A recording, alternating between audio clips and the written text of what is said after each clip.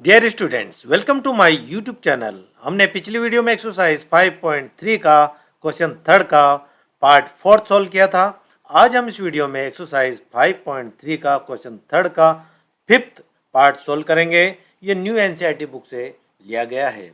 Let's begin. Question third है हमारे सामने, इन एन एपी। इसका पार्ट फिफ्थ है। इसमें गिवन दे रखा में जो कॉमन डिफरेंट है डी वो है 5। सम ऑफ 9 टर्म एस एन हमें दे रखा है 75। हमें फाइंड करना है फर्स्ट टर्म, और यहाँ पर जो 9 टर्म है वो फाइंड हमें करना है। और हमें सबसे पहले हम ए फाइंड करेंगे, यानी फर्स्ट टर्म फाइंड करेंगे। इसलिए हमने ऑलरेडी मैंने यहाँ पर जो ये फॉर्मूला है सम ऑफ नंबर का, उसका फॉर्मूला यहाँ पर लिख दिया गया है पहले से ही। अब हम इसको ए की वैल्यू, फर्स्ट टर्म की वैल्यू हम फाइंड करेंगे। तो सबसे पहले हमें जो एस एन है वो दे रखा है हमारे को। यहाँ पर जो एस एन यानी सम ऑफ 9 टर्म जो दे रखा है वो 75 है।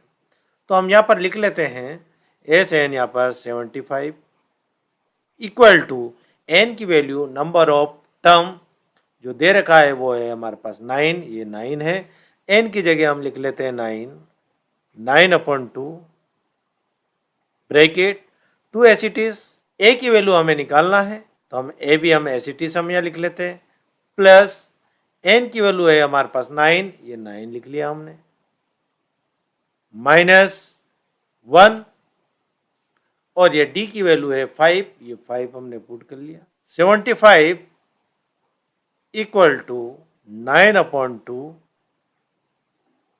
2a प्लस 9 में से 1 सेपरेट करेंगे 8 हो गया, और 8 को 5 से हम मल्टीप्लाई कर लेंगे तो आ गया हमारे पास 40 इक्वल टू 9/2 मल्टीप्लाई का साइन लगा लेते हैं। अब यहाँ देखो 2 की टेबल में 40 आता है तो हम 2 को कॉमन ले सकते हैं, तो यहाँ पर 2 कॉमन ले लिया। हमारे पास बचा यहाँ पर ये ए प्लस 2 2 जा 4, यहाँ पर 2 और ये 0, तो 20 टाइम्स ये 40 आता है, तो ये 2 हमने कॉमन यहाँ पर ले लिया है। अब क्या करेंगे, ये 2 से 2 कैंसिल हो गया, ये 75 एसिटिस हम यहाँ लिख लेते हैं इक्वल टू, अब ये 2 से 2 कैंसिल हुआ, बचा हमारे पास 9, ये 9 हो गया, ये 9 हमने लिख लिए, और 9 को ए से मल्टीप्लाई करा तो 9a हो गया, प्लस 9 को 2 से मल्टीप्लाई करा तो 9 2 जा 18, ये 18, और ये 0 यहाँ पर आ गया, यानी 180 हमें मिल गया। 75 हम एसिटिस लिख लेते हैं, 180 को हम यहाँ पर लेफ्ट हैंड साइड भेजते हैं, प्लस का है माइनस में हो जाएगा, -180 इक्वल टू 9a। अब 180 में से हम 75 को सेपरेट कर लेंगे तो हमें मिलेगा माइनस का -105 इक्वल टू 9a, -105 एसिटिस हम लिख लेते हैं, और यहाँ पर यह देखो 9a से मल्टीप्लाई हो रहा, 9 को हम लेफ्ट हैंड साइड लेकर आएंगे तो ये डिवाइड में हो जाएगा 9, और ये इक्वल टू a। अब हम इसको कैंसिल कर लेते हैं 9 से, 3 3 जा 9 हो जाता है, और 3 3 जा 9, 1 यहाँ पर बचा, यहाँ पर 1 लगाए 15 हो गया, तो 3 5 जा 15। a की वैल्यू होगी हमारे पास -35/3। तो फर्स्ट टर्म हमारे पास आया ये -35/3।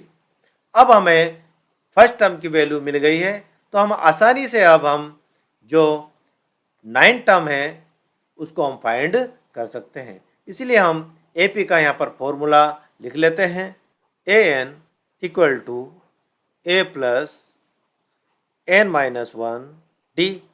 अब यहाँ देखो n की वैल्यू है हमारे पास यहाँ पर 9, नंबर ऑफ टर्म 9 हो गया, ये 9 लिख लिया, इक्वल टू a की वैल्यू हमारे पास -35/3, यानी अभी हमने ये फाइंड करा था, तो -35/3 प्लस एन की वैल्यू है हमारे पास यहाँ पर 9, ये 9 हो गया, -1 डी की वैल्यू यहाँ पर हमें गिवन है जो है 5, ये 5 हो गया, इक्वल टू -35 अपॉन 3 प्लस 9 में से 1 सेपरेट करेंगे तो कितना हुआ, 8 हुआ।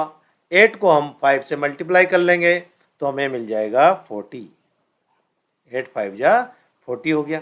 अब यहाँ पर इसके नीचे कोई डिनोमिनेटर नहीं है, हम यहाँ पर डिनोमिनेटर 1 मान लेते हैं। अब इसका एलसीएम ले लेंगे, यहाँ पर जो एलसीएम आएगा वो 3 1 जा 3 हो जाएगा, ये 3 यहाँ पर 1 मान लो, लिख लो 1, कुछ नहीं है। अब क्या करेंगे, 3 1 जा 3 हो गया। अब इसको क्रॉस मल्टीप्लाई कर लेंगे, -35 को 1 से मल्टीप्लाई करेंगे तो -35 आ गया, प्लस का प्लस, 3 को 4 से मल्टीप्लाई करो, 3 4 जा 12 और ये 0, तो 120 हो गया। अब हम क्या करेंगे, 120 में से 35 सेपरेट कर लेंगे और ये प्लस का है 120 तो प्लस में होगा, तो हम इसको सेपरेट कर लेंगे 35 को, तो हमें मिलेगा 85 और ये 3 जो डिनोमिनेटर में एसिटी हम यहाँ लिख लेते हैं, तो 85 अपॉन 3 आ गया है। तो ये जो हमने A9 जो 9 टर्म है वो है 85 अपॉन 3 और यही इसका आंसर है। तो हम यहाँ लिख लेते हैं आंसर जो हमसे पूछा गया था A इक्वल टू जो हमने फाइंड करा था -35 अपॉन 3 और जो हमने अभी AN फाइंड करा वो है 85 अपॉन 3 और ये इनका आंसर है। Thank you very much for watching.